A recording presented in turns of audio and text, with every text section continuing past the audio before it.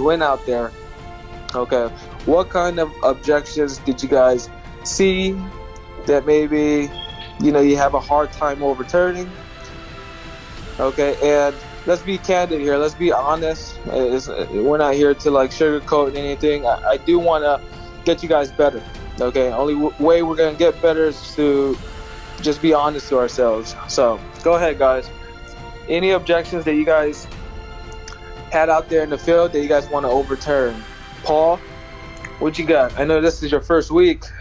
Objections, I think out there, the ones that I run into a lot is Spectrum's faster than Frontier. You're saying that Spectrum is better than Frontier? Is that what you're saying? That's what they're saying. Yeah, that's what customers are telling me. Speed-wise. Okay.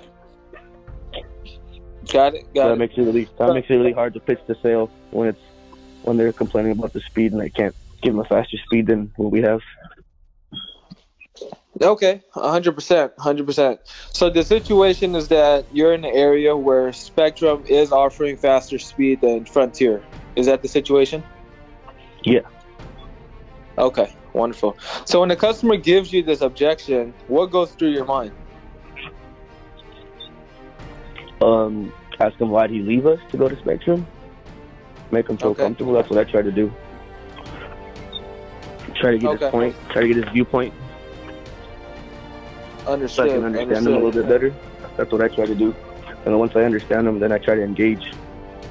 Got it.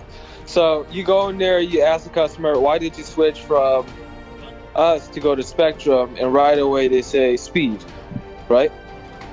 Correct. Okay. So when you're in this situation and you're trying to find a problem and you can't find a problem, it's going to be a hard situation. Okay. So if the customer left for one point and that point was for speed and you can't find any other problem, there's no solution. Okay. Are you following? So, yeah, there's no solution, yeah. Like what you said, you want to engage them, but the point is that you got to find more problems. You got to dig a little bit deeper. You gotta ask them if Spectrum has any problems. And the truth is, if there's no problems, Paul, just walk away. Just walk away? Okay. Yeah, because you're talking to a customer that's satisfied. And if you can't help them, why waste any more time with them? Okay, you could possibly find a new customer if you just go to the next business. Yeah, that's true. That's 100% true. Don't waste my time. Get out. Yeah, and this is a really common mistake that our new reps that's been with us for a while are doing. They first of all, they think that they're this rock star salesman that can overcome anything, right? Because that's the facade that all salesmen have. They think that they can overturn everything, including myself, right? We started a sales job and we think we're the best salesman in the world, so we try to overturn anything that comes our way. But that's only limiting you from your success because it's wasting your time. Okay, I'm not going to beat the dead horse, guys, but if there's no problem, then we can't provide a solution. Okay, so let's monitor that a little bit more when you guys are out there, and let's see how long you're actually spending with customers that matters. Okay, instead of the ones that don't matter. Okay. Okay. Cool. And any more objections, guys? So I got 20 more minutes for you guys. Yeah. Hey, Andy. Yeah, quick question. So I've had like a had it, hate it. Like they've had our service and just had a horrible experience with it. Any way you getting around that one? Yes. Is this Court? It's Ryan. Ryan. Okay. Ryan. So customer had bad experience. Okay. So first of all, I want to hear what you say. So what I say is, first and foremost, I tried to like relate with them. I find out kind of like how long ago it happened, what happened, get them to like more or less tip the cup about it. And then tell them like what's different now or what's changed depending on the length of time that they've had it. And then that's kind of how I go about tackling it. Okay, that's awesome. I mean, what you're doing right there, it's perfect. Okay, maybe this is a practice setting. You're more comfortable saying it. But most objections, guys, has to do with your confidence, right? If the customer is more confident than you that that problem before is still going to happen and you can't overcome it with confidence, they're going to see that and they're going to read that and they're going to be like, okay, you know, this guy's a salesman. You know, he's just trying to make a couple buck from me, right? But from my opinion, how I will overcome that, Ryan, is really the same way you did it, right? Ask them, hey, so what happened when you had us before? Oh, speed. Oh, the prices went up after a year. What was it? Okay, so they're giving me a problem. That problem is pretty much their hotspot. Okay, can somebody tell me what a hotspot is? Why they buy? Exactly. Okay, it's that reason why they bought. Okay, every time a customer gives you a problem, that's the reason why they bought in the first place. Okay, so listen carefully. If the problem is, hey, my price went up after a year, okay, or my internet sucked, or man, I just had a terrible experience.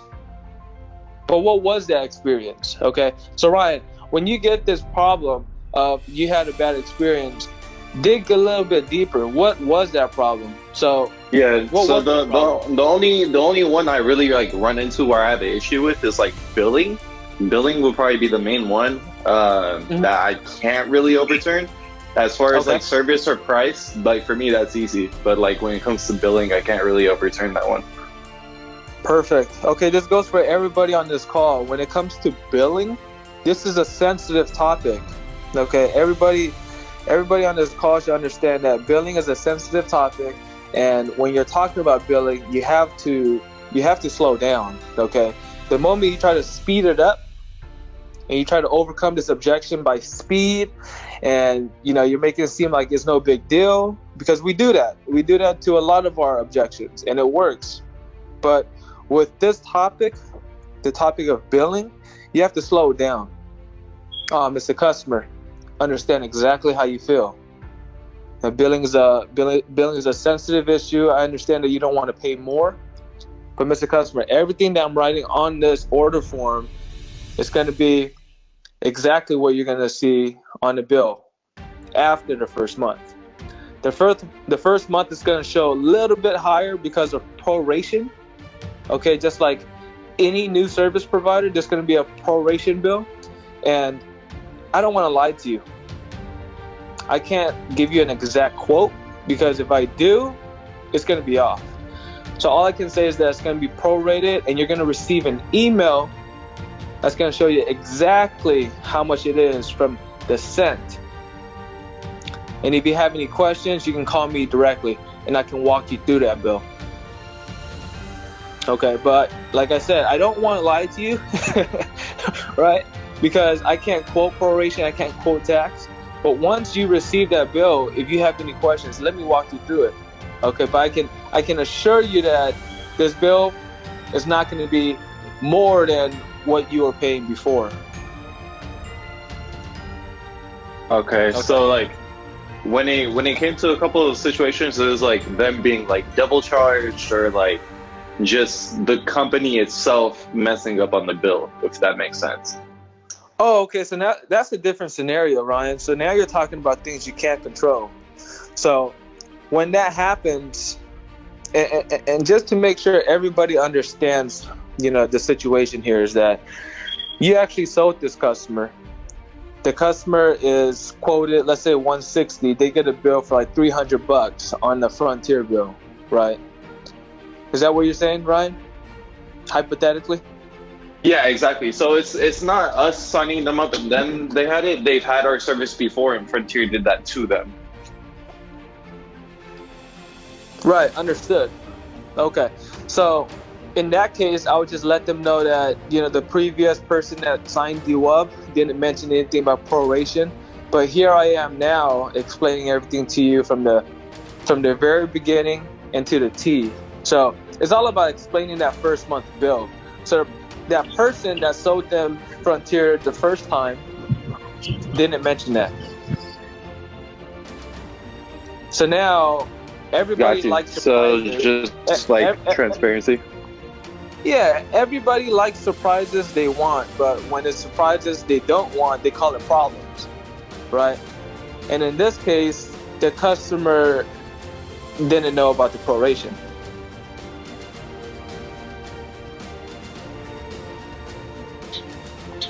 Got you. So it's just being transparent. That's the only way. Guys, that is the right way to do it, to be transparent. And the more you're transparent and the customer can feel that, they're not going to doubt you. This is a long life customer that you guys are building. This is a better experience that you're building with this customer. Okay. I understand that you want to make a quick buck, and maybe you forget to go over that, or maybe it's just a longer process to talk about the proration. But I challenge you guys to get good at it and be as honest as possible and as patient as possible with the customer, because 100% of the time the customer is going to get a prorated bill. And why deal with it after the fact, right? And I'm not speaking to you specifically, Ryan. I'm speaking to everybody on this call. Proration is a big deal. If you were the customer, right, I signed you up and I didn't mention anything about proration to you until you got the bill, how would you feel? Deceived, right? And now when you call me about the bill and I don't answer, I'm gonna be super frustrated, right? So you might as well get it out of this. You might as well get it out of the way, like when you're talking to the customer, when things are good, when you build that relationship, right? When you're high-fiving each other, taking pictures with them, you might as well tell them about that proration on the spot. Okay, that goes for all of us on this call. We have 12 people on this call. I challenge all of you guys to talk about proration during the presentation. When you talk about proration, are you talking about before taxes, right? Yeah, so proration, all that means is the first month is going to be some prorated charges, more days that are going to be used, and that's before taxes, right? And we usually don't quote that because there's no exact number for it. Right, every city is different. Yes. Well, it's like however long they have the service, or whenever they start the service for that billing cycle plus the next billing cycle. Correct. And if you guys want to try to quote proration, the best way to do it is to, let's say a monthly bill is $120. Right. You divide the 120 by 30 days. And if you do that, 120 divided by 30 days, every day you use that service is about $4. So if you really want to get into it, a proration is like, how many more days are you going to be using this service more than 30 days? So let's say they get a prorated bill for 45 days. Right? That's pretty much 15 more days times the 4. It's going to be about $60 more plus taxes, along with that 120 that they're going to be paying. I think I lost all of you guys. No, I got it. Man, absolutely. Man, No, we got it. man, I was on my calculator doing it. All right. Well, if you guys didn't understand that, I would love to show you guys that visually on Monday, because like just hearing about it is kind of confusing. But just divide the 30 days with the total amount of they're paying, and then you'll get how much they're paying per day, and then that's usually how you'll get a proration before taxes. Yeah. All right, so we got maybe two more. I want to get you guys going, get you guys excited. It's Friday, it's Valentine's Day.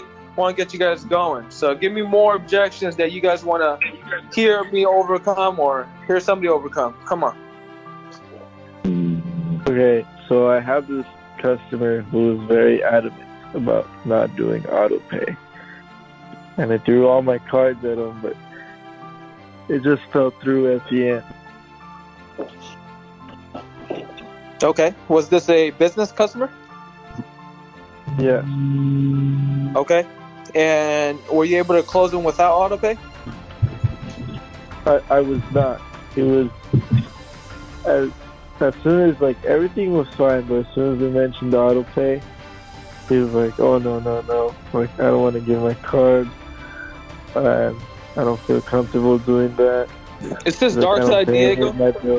Yes, this is Dark Side Diego.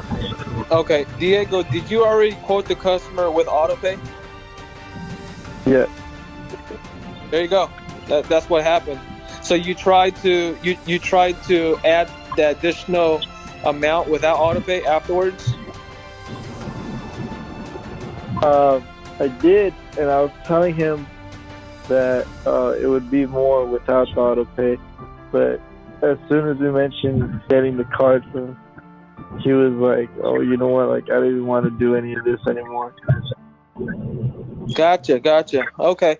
So guys, when it comes to finances and when it comes to paying bills, it's a sensitive topic for everybody. Okay. Some people just have more sensitivity towards it. And this customer is very sensitive when it comes to putting a card on file, paying bills, hearing about bills. So there's customers out there like that. I want you guys to understand. And the better you guys get at that and just like having spider senses on understanding which customers are like that and which customers aren't, the better you guys will get at asking for the card. From my opinion, guys, usually older people, they're not used to that auto pay method yet. Okay, and to be proactive about putting a card on file, what we do is we quote customer without auto pay 100% of the time. So DirecTV without auto pay, then never quote that $20. Like, if I were you, I would never quote that $20. Everybody on this call should never quote $20, $27 for auto pay right now. It should always be without auto pay. How much is a select pack without auto pay, guys? $15 more. 40. $40, right? Quote $40 every single time. Close them on $40. Close them on $40. And when they're closed on $40, you tell them about auto pay. Now they get additional discounts. What's that additional discount, guys? $15. $15 a month, right? Now they're gonna be like, what? Auto pay $15 less? That's pretty much, my car payment. That's my insurance payment. Right? You paint that picture and you let them know that, hey, if they do auto pay, they're going to save $15. They're going to most likely do it. You give them the option. So the challenge you had there, Darkside Diego, was that you quoted the price with auto pay already. You put yourself into a trap. So when the customer didn't give you the card, you had to add that additional 15, right? And you're going backwards. Okay, always quote higher and use that auto pay as a method for you to close, as a closing tool. Don't give out all your cards. You mentioned that too. He said I used all my cards, but you use your cards too early, my friend. Use it when it's necessary. Use it when it's time to close. Don't give out that TV. Don't give out that auto pay method discount right away. Hold that. Put that in your pocket. When the customer's interested, boom, now you bring it out. It's timing, right? Let me give you an example. You don't want to tell a girl at the bar, man, if you date me, I'm going to get you a nice car. I'm going to get you a nice house. I'm going to get you a car, right? Here's my credit cards. Here's my keys.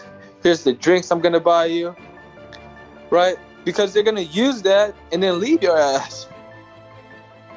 You know what I mean? You gotta use it slowly. It has to be the right time, right? You gotta pull it out when the timing's right. And in this case, autopay, you gotta use that as a closing tool. You can't quote that $20 anymore. Understood. I get it. Okay, we got time for one more.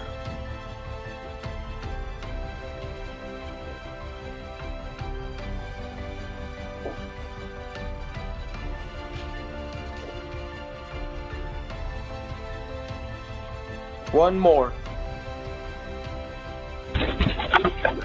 They don't like change. Change is a hassle. They don't like change. You give them the book. You give them the book. So every single day you go out there to the field, you walk around with this book. This book is called Move My Cheese. And you read it to them. You let them know that, man, if you don't change, bad things are going to happen to you. Like what the book said. No, I'm kidding, man. If you haven't read the book, you should read it. I was about to say, I've read that book. I was like, what?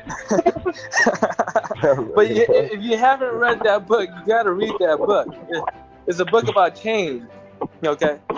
And 90% of the people that we deal with, including yourself, including myself, we don't like change. We're okay with what we got, okay? So in that book, it talks about how the person, there's two mouses, right? One mouse, he didn't care. He would change no matter what. You know, every direction he would change to find what he needed, right? The other one, he had abundance and, you know, he was cool with where he was at. He had that old provider, right? And he was comfortable with it. But he didn't know that, you know, by staying there for so long, you know, things happen. And internet may be slower and prices may go up, right? So he didn't anticipate that. So all you have to do when customers don't want to change is be a better salesman. Be a better person that can paint the picture that bad things can possibly happen with their current provider. Okay, this is your time to really, you know, show off that sales skills that you guys been talking about. Okay, when someone is comfortable with their service, it's hard for them to change, including yourself. So you got to find a problem. You got to create that problem. Hey, you've been with Spectrum for how long now? Have you seen all the customers that left? Did you know what happened? Right? No, what happened? Well, a lot of customers are leaving because prices are jacking up. They start you off at an initial price, $69, but when you stay with them for 6 to 8 months, you look at your bill, prices starts to increase. And that's why a lot of your neighbors have switched. And it's true. Most of the neighbors around you have Frontier. Right? And they went to Frontier because now there's a better bundle. Did you hear about the bundle? Right? All I'm doing, guys, is creating a problem. I'm creating a Jones effect problem. I'm letting them know that their neighbors should switch. Everybody else got Frontier except them. I'm letting them know that in a few months, if they keep going with Spectrum, prices are going to go up. And it's true. Spectrum don't have contracts for a reason. If they want to, they will increase prices. Right? There's no limit to their speed. You know, they advertise 100 megs, but if you guys do the research, you know, they got sued years ago for over advertisement. You know, they over advertised that 100 megs. People weren't getting that, and it's still happening. Okay, so when a customer is happy with their service, you create that problem, and everybody here knows how to create a problem. You just got to find it. And if you're not good at it, I challenge you guys to go on YouTube and look up bad things about Spectrum. This is what I did. This is what I was taught, actually. bad things about Spectrum, because now you can understand what kind of problems the competitors have, rather than just hear all the problems we have. You know, I sent you guys a message on GroupMe this week about how any company that you represent, customers will give you crap about it. Good feedback and bad feedback, especially that bad feedback. Okay?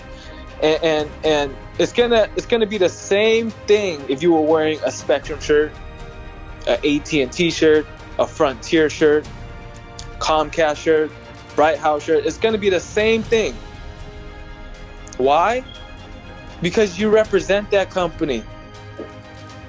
They think that if you complain, they can get better prices, and they can, right? It's like you mentioned that you're in a retention department. They know that the retention department knows how to give prices, discounts, if you keep complaining. And that's all they're doing to you so they can get additional discounts, guys.